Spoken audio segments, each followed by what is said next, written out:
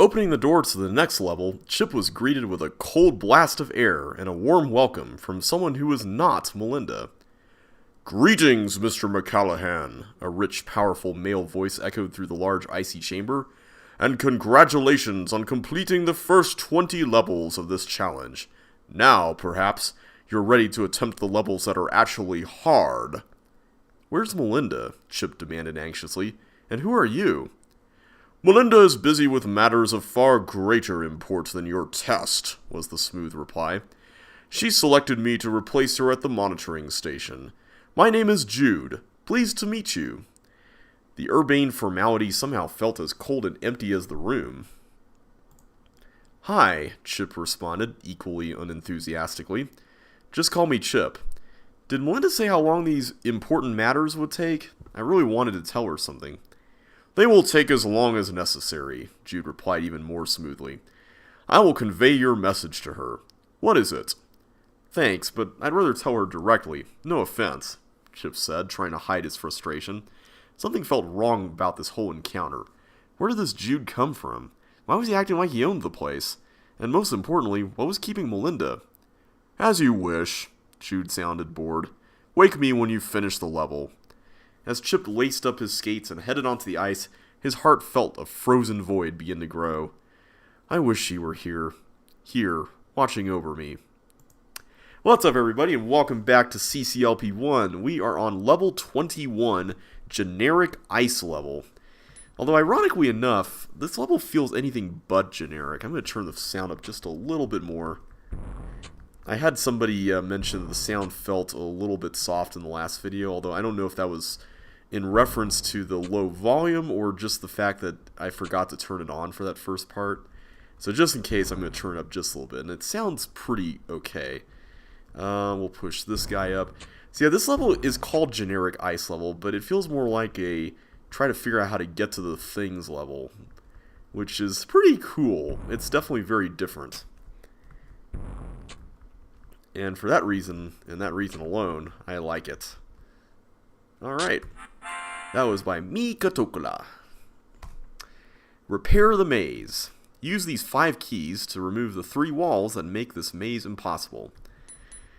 So yeah, one of the reasons why we included the previous level was because it was so unusual. We wanted to make sure we had at least a few of those in the set. Mainly just because CC1 also had some levels that were kind of a little unconventional by some people's design standards. And I'm going to go and open this one since we've got 2 extra keys. And I kind of want to use them on the doors that are not strictly necessary, but will hopefully save the most time. It's like, obviously this door over here to the right, we need to open that to get to those. So that's a pretty easy one.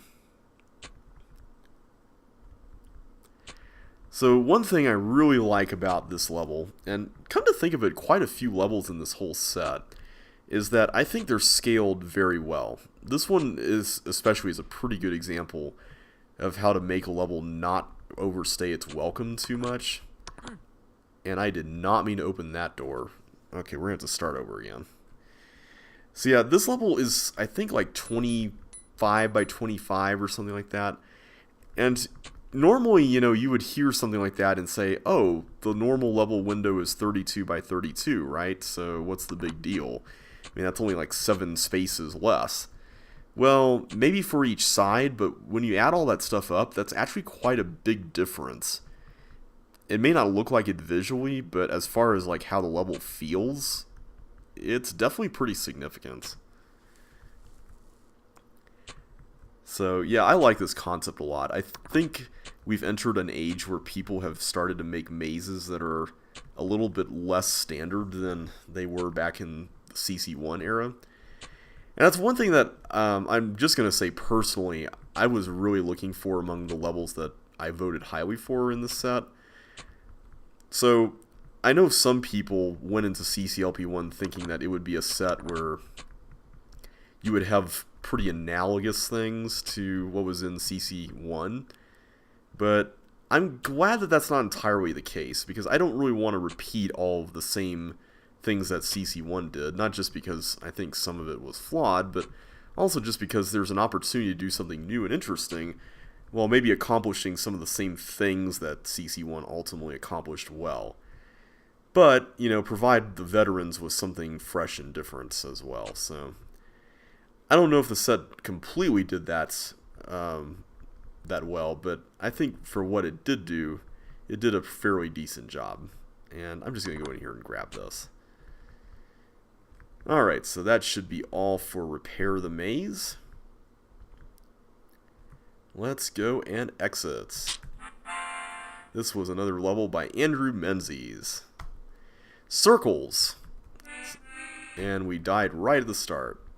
So yeah, this level was actually originally titled in the set it originally came from, Circle of Death, which was pretty appropriate. It's the circle of death, and it kills us all. I could have died right there, but I'm going to exit. So that was by Marcus O. And now we're moving on to Chips Checkers. There are 25 chips here, but you only need 20. Alright, so this is kind of a double maze level, but it's a very small version of that level, and much less complex since there's only just this amount of space. I really like that. It took a concept that was featured late in the original set, and it repurposed it to be something nice and simple. And much easier and less frustrating to play. Double Maze is probably one of the levels I have the most mixed feelings about from the original set. Because it's a classic case study, and this is a really cool concept, but it's a really cool concept that went too far, if that makes sense. Let's go up here and do that, and then let's go this way. This is also a pretty tough level to optimize as well, since you've got extra chips and, of course, the boosting. So, I mean, I almost took 40 more seconds just doing it casually there. But another good level by Andrew Menzies. Moving on to Mindblock. So this looks just like a simple key swapper here. Let's do this. Okay, I need to get a red key again, which I can get there. Alright, good, good, good. I need to get one more blue right there. Alright, so that's it for that. Another level by Lesenath. Alright, Trafalgar Square. Okay, this is pretty simple. We've got a bunch of blocks. We've got 50 chips required, and we've only got a few visible ones, so let's push all these. I'm heavily considering the possibility of, for future CCLPs, maybe not CC2 sets, but maybe for future CC1 sets, just doing a blind Let's Play of them. Because I feel like I've kind of run my course when it comes to optimizing things right at the onset when something's released. I would love to play a set like this completely blind here on YouTube. I think that would be fun. Okay, hopefully I don't run into anything. Good, good. Alright, that was by Daniel Bomeister. Teleport Depot. Alright, this looks like an item swapper. Get the thing behind the thief first. Get that. Let's get that. The key. Alright. Hold that down. I can't actually push those out. Get that. Okay, so now I gotta push this. Let's push it down and bridge there. And that's it. And, oh, I accidentally pressed enter. That was by Archie Pusaka. Alright, the Last Starfighter. Let's go into town all the buttons here and destroy stuff. You are the last hope. Thanks, no pressure at all, huh? Alright, so we'll continue pressing the buttons. It looks like we gotta clone these blobs. So the build time for this level is pretty devious, since it involves some blob luck, with getting a blob to go all the way out to one of the buttons and hit it. Not to mention a lot of boosting shenanigans. I'll go ahead and just press these since we're not coming back to that room. Alright. Get all these chips. And I'll save that for on the way back. Just save a little bit of time.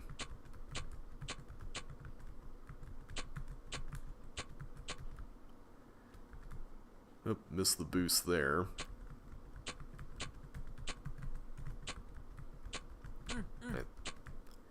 There we go.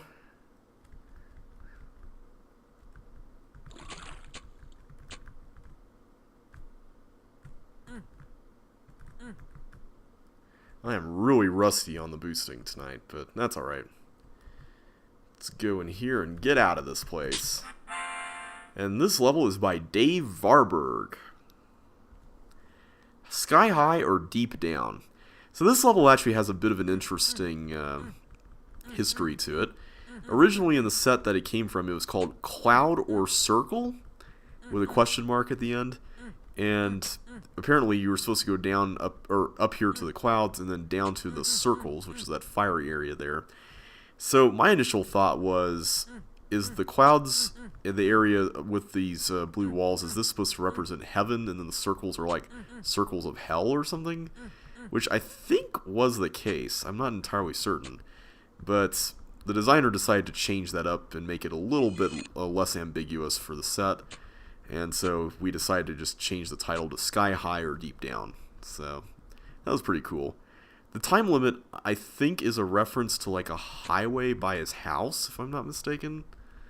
It has nothing to do with the title. At first I thought maybe it did, but it actually doesn't. Alright, this is definitely the trickier area. This kind of reminds me a little bit of Fireflies from the original game. Let's go this way first. Is there anything here? Yes, there is something there. And I want to wait just to be super safe. Alright, there we go. Another good level by Andrew Menzies. A nice, like, combination of dodging and chip collecting. And for some reason I went back. There we go. Sometimes Tile World does that. I think I'm accidentally mouse scrolling with my trackpad there or something. Button Brigade. That's the level I made here. So this level involves all the buttons. I think I had originally designed this kind of to be sort of a lesson review kind of thing for buttons. But I never really wanted it to be like one of the introductory lessons for the set, because that would have just been too much for beginners. Especially this. Here you have to use some monster manipulation tactics here. Alright, so here we can stop the cloner by removing that block. Go in this way. And I can push this down here and then just do that. And get out. Good stuff. Alright. Chip approached the next level with dread.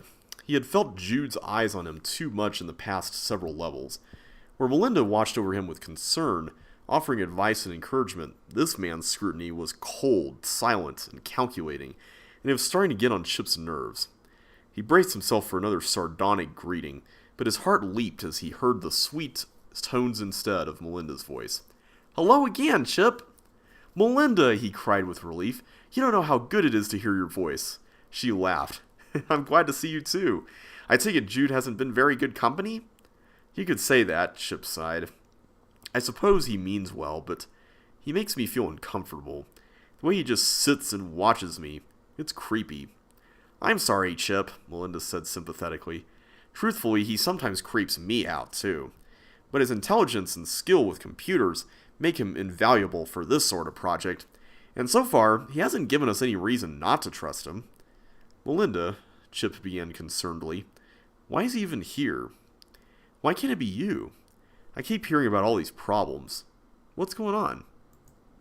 "Well, I didn't want to worry you while you were dealing with both the challenge and your memory loss," she answered quietly. "But the fact is that things are not right with the Bitbusters. We've had security breaches, chips have been stolen, top secret projects compromised, and, oh Chip, all the evidence seems to indicate an inside job. Her voice caught at the end, and Chip could sense the pain that she was trying to hide. It was tearing her apart, the thought of betrayal by one of her own friends and fellow club members. That's terrible, he stammered, feeling helpless. Here he was, wishing for her support when actually it was she who needed his. Is there any way I can help? You're helping already, Melinda reassured him.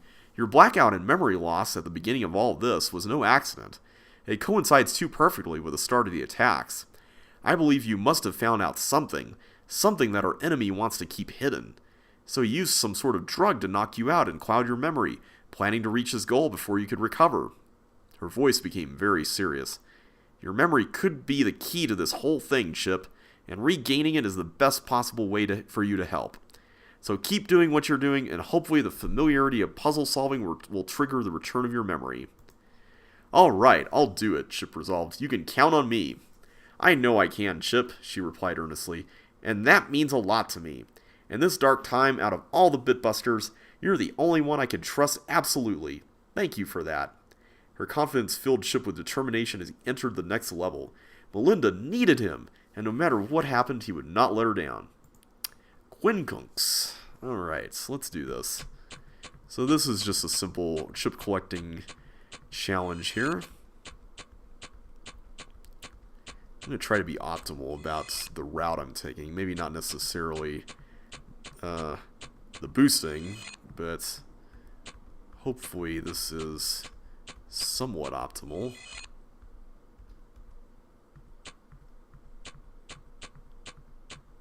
There we go. Let's go down this way. Excellent. Okay, that's right by the exit. Okay, there's some stuff near the edges that we can grab. I'll just finish this side first instead of alternating again. Gotta be careful not to boost too hard here, or else I'll end up in the fire. Oh, and I should have saved one of the center ones for last. Oh well.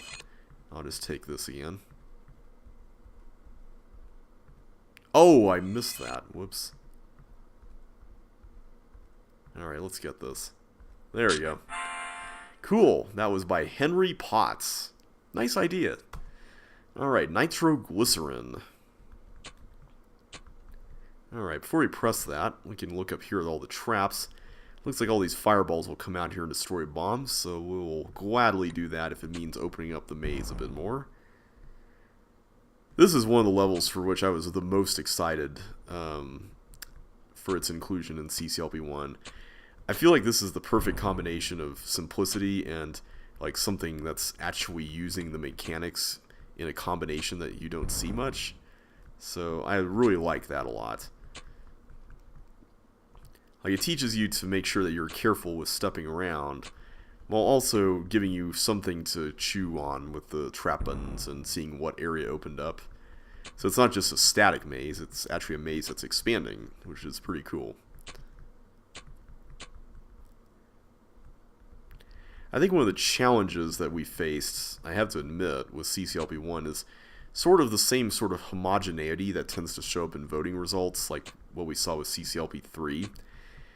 Except instead of difficult levels taking center stage in voting, it was more or less the medium difficulty variety levels that tended to do well, where like everything is linear and you have to go and through a bunch of, gauntlet of different things and all that stuff. A lot of the top rated levels tended to veer toward that direction. So we had to find a lot of levels like this to help break up that monotony of variety, which sounds a little ironic, but if you have too much of that, it can kind of grow old after a while. So I'm thankful for levels like this. I think levels like this really help with that. And that was by Andrew Menzies again, and we are moving on to Spitting Image. So the whole conceit behind this level is that you get all these chips here, and I'll come back to that in a sec, but then you move into here, and there are blocks of fire under them and blocks with chips there. So we need to do 3, 4, 2, 4, 5, 1, 4, so let's do that. I've already forgotten. 3, 4, 2, 4, 5, and 1, 4.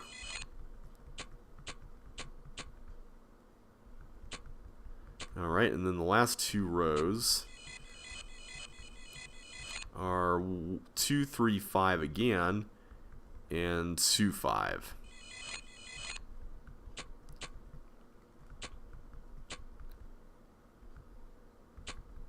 Alright, so now we got this over here, we got a maze, and you can probably guess what the corresponding room that ties to this one's all about. It's basically the same thing, but with invisible walls. Let's see if I can remember this. Ah, oh well. Close enough.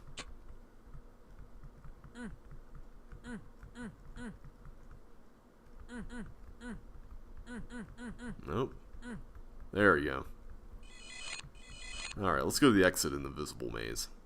I don't think there is an exit in the invisible one. Another good idea by Henry Potts. Let's move on to just a bunch of letters. So this is the cypher level for this set. And it's pretty simple. You just got a bunch of balls, a bunch of chips. So we have R, A. There's also tanks as well, which are actually a new addition compared to the original. Those were actually added by us because we didn't really have a lot of levels with tanks in them. So we thought we'd make them a feature in one of the earlier levels. R-A-K-Q. Alright, so this is a P. An L. Another L. And what's the last letter, or the first letter? Another L. Alright, so L-L-L-P. And then we've got T, N,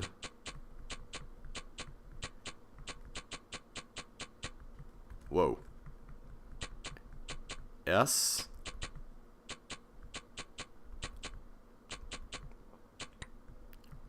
and then J. Alright, that wasn't so bad. Cool. Another Daniel Bomeister level. So let's enter all those passwords. RACU. We'll read that later. Let's go and skip that. Leads to level 82. LLLP leads to 104. And then TNSJ leads to 125. Huh, so there is no 145 password here. So we're going to have to find that. Ignore all the spoilers there. So let's go back over here to level 34. And for now, we'll just move on to Mystery Wall. I think this will be the last level for the day. Alright, so, we got invisible walls here. Those must be the mystery walls we were hearing about. And we also have suction boots. I'm going to focus on this for now.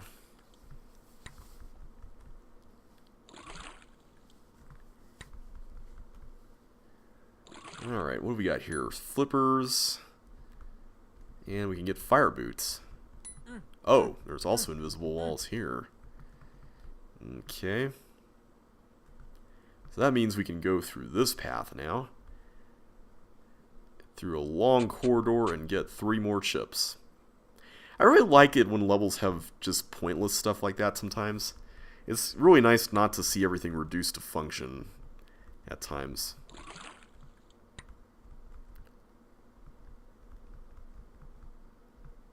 Alright, so let's bridge onwards to the chip.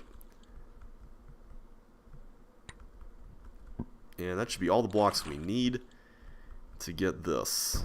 Alright, so now for the next area. We got this thing. Oh, more invisible walls. Okay. Alright, well this looks simple enough. We'll just plow through here. Don't know what I'm going to use this for, but I'll put it here for now. Oh, there's an invisible wall.